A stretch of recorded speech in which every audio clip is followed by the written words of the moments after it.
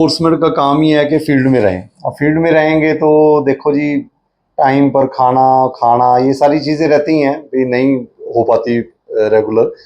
4-5 kilo weight मेरा शायद पिछले 5-6 महीने में रिड्यूस हुआ होगा। गुरुग्राम में जब किसी अधिकारी का ट्रांसफर होता है तो अक्सर देखा गया है कि अधिकारी अपने एसी रूम में बैठकर अपने फरमान जारी कर देता है और उसका स्वास्थ्य भी फिट रहता है। मगर एक अधिकारी ऐसा भी है जिसने ऑफिस में बैठकर अपना फरमान कोई जारी नहीं किया, बल्कि फील्ड में उतरकर अतिक्रमण पर नकेल कसने की हर मुमकिन प्रयास किया है। मैं बात कर रहा हूं गुरुग्राम के डीटीपी इन्फोर्समेंट जीएमडीए आरएस भाट का, जो इन दिनों अतिक्रमण को हटाने में जुटे हैं। तो एक उनसे स्वास्थ्य से जुड़ी खबर भी सामने आई है, जिनमें उन्होंने खुद बताया है कि 4 से 5 केजी यानी 4 से 5 किलो वजन जो है उनका घट गया है।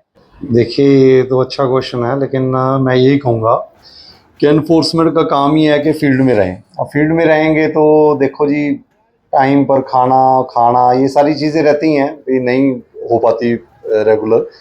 4-5 किलो वेट मेरा शायद पिछले 5-6 महीने में रिड्यूस हुआ होगा। लेकिन गुरुग्राम के लिए, क्योंकि अभी ये कार्रवाई और भी मैंने सख्त करनी है, अपने आप को रेगुलर जिम वर्कआउट और हेल्थ के ऊपर कंसंट्रेट, चाहे मुझे सुबह जाना पड़ेगा क्योंकि शाम को तो 10-10 बज जाते हैं, तो सुबह की प्लानिंग करूंगा जी। अपनी प्लानिंग भी अच्छी करेंगे तो ही जाके शहर को सुधार पाएंगे। और मैं आपके माध्यम से लोगों को भी कहूँगा कि अपने आप को हेल्थ के प्रति जरूर फिट रखें। अब जो भी काम करें उसको और अच्छा करें।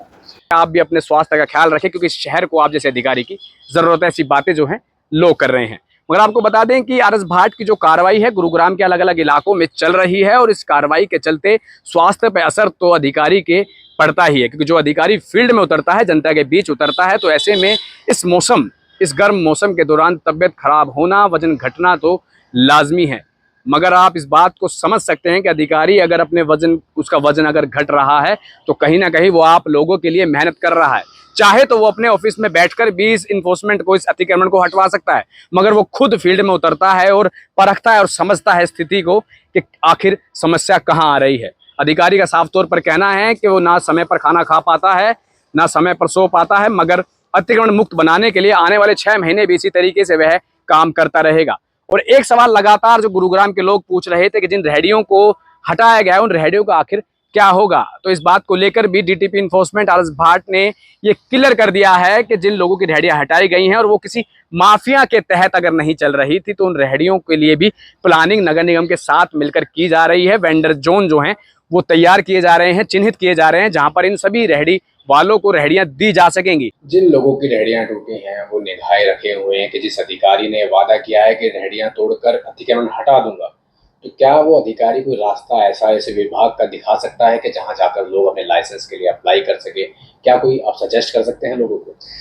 देखिए, मैं सबसे पहले तो ये कहूँगा कि ये जो रेहड़ियाँ तोड़ रहे हैं हम, ये किसी गरीब की नहीं तोड़ रहे। या तो उसकी तोड़ रहे हैं जिसने आज तक 8-10 साल से लाइसेंस नहीं लिया, या उसकी टूट रही हैं जिसकी आज हमने 10 बार समझाने के बाद भी वो नहीं समझे और बैकग्राउंड पर कोई ना कोई लोकल माफिया इन्वॉल्व है।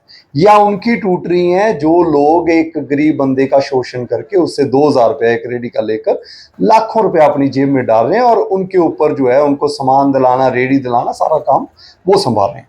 गरीब बंदे के लिए सारे डिपार्टमेंट साथ हैं जी। वेंडिंग जोन्स हम डिक्लेयर करेंगे, उन वेंडिंग जोन्स में उनको परमिशन मिलेगी, और अगर एक वेंडिंग जोन में 10 की परमिशन है तो 10 की मिलेगी। लेकिन वेंडिंग जोन्स के ऊपर हम निगम के साथ जो है कोऑर्डिनेट करके इसको अच्छा और प्लान्ड तरीके से चाहते हैं कि जी ट्रैफिक जाम ना हो। किसी के पास भी सपोज करो 3-4 महीने पुरानी परमिशन भी है तो मैं उसको नहीं तोड़ूंगा, उसको चाहे 1-1.5 महीने परमिशन लेने में लग जाए। हाँ, किसी ने सालों साल परमिशन नहीं ली, या वो लोकल बंदों ने लगवा रखी हैं, या वो माफिया इन्वॉल्व हैं, जैसे बादशाहपुर है, जैसे बस स्टैंड है, जैसे यूनिटेक्स साइबर पार्क है, एंटायरली लोकल माफिया इन्वॉल्व है जी। वो रेडियां वहां नहीं लगेंगी जी, ना वहाँ वेंडिंग जोन है। जहां वेंडिंग जोन बनेगा वहां पर हम लगवाएंगे। आने वाले समय में आप 6 महीने दीजिए, 6 महीने में आपको गुरुग्राम में, जैसे आज हम 10 एग्जाम्पल दे रहे हैं, बहुत सारे एग्जाम्पल होंगे और शहर साफ सुथरा आपको दिखेगा।